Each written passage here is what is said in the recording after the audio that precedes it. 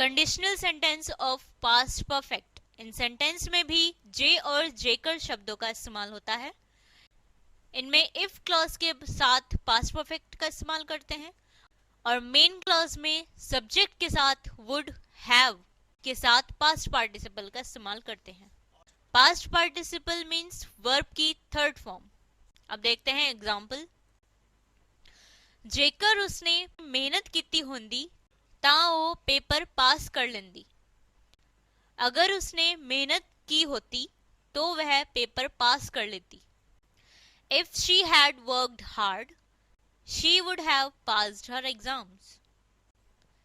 इस सेंटेंस में आप देख सकते हैं कि if क्लॉज के साथ she had worked hard यानी कि पास्ट परफेक्ट का इस्तेमाल किया गया है और मेन क्लॉज में सब्जेक्ट she के बाद would have और would have के साथ पास्ट पार्टिसिपल यानी वर्ब की थर्ड फॉर्म पास्ट का इस्तेमाल किया गया है, जिससे कि सेंटेंस बना If she had worked hard, she would have passed her exams. Second example is जेकर तुसी तेज दौड़दे तुसी गड्डी पकड़ लेंदे। अगर आप तेज दौड़ते आप गाड़ी पकड़ लेते। If you had run fast, you would have caught the train. इस सेंटेंस में आप देख सकते हैं कि if क्लॉज के साथ you had run fast यानी कि पास्ट परफेक्ट का इस्तेमाल किया गया है और मेन क्लॉज में सब्जेक्ट यू के बाद वुड हैव और वुड हैव के साथ पास्ट पार्टिसिपल यानी कि वर्ब की थर्ड फॉर्म कॉट का इस्तेमाल किया गया है, जिससे कि सेंटेंस बना if you had run fast you would have caught the train. अब देखते हैं नेगेटिव सेंटेंस। एग्जाम्पल जेकर उसने मेहनत नहीं कीती होंदी ता वो पेपर पास नहीं कर पाउंदी। अगर उसने मेहनत नहीं की होती तो वह पेपर पास नहीं कर पाती।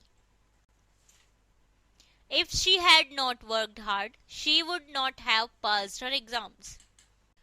इस सेंटेंस में आप देख सकते हैं कि had के बाद not का इस्तेमाल किया गया है और मेन क्लॉज में would के बाद not का इस्तेमाल किया गया है।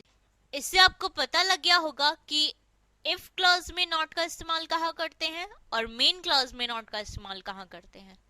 तो जिससे ये सेंटेंस बना if she had not worked hard, she would not have passed her exams.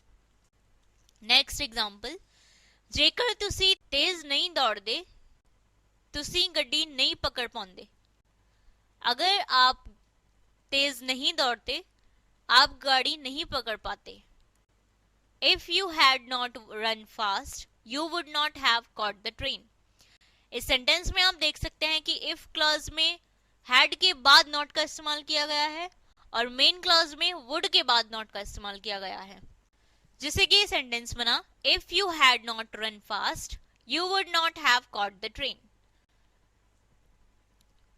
तो इन सभी एग्जाम्पल से आप समझ गए होंगे कि conditional sentence of past perfect में if के साथ हम पास्ट परफेक्ट का इस्तेमाल करते हैं और मेन क्लॉज में सब्जेक्ट के बाद would have और पास्ट पार्टिसिपल का इस्तेमाल करते हैं। तो इसी तरीके के कम से कम 20-20 वाक्य आप अपनी प्रैक्टिस बुक में बनाइए ताकि conditional sentence of past perfect की आपकी अच्छी प्रैक्टिस हो सके। अब देखते हैं कुछ सिनोनिमस। इन सिनोनिमस को भी याद करें ताकि कंडीशनल सेंटेंस बनाने के साथ साथ आपकी नॉलेज भी बढ़ सके। तो ये थे conditional sentence of past perfect.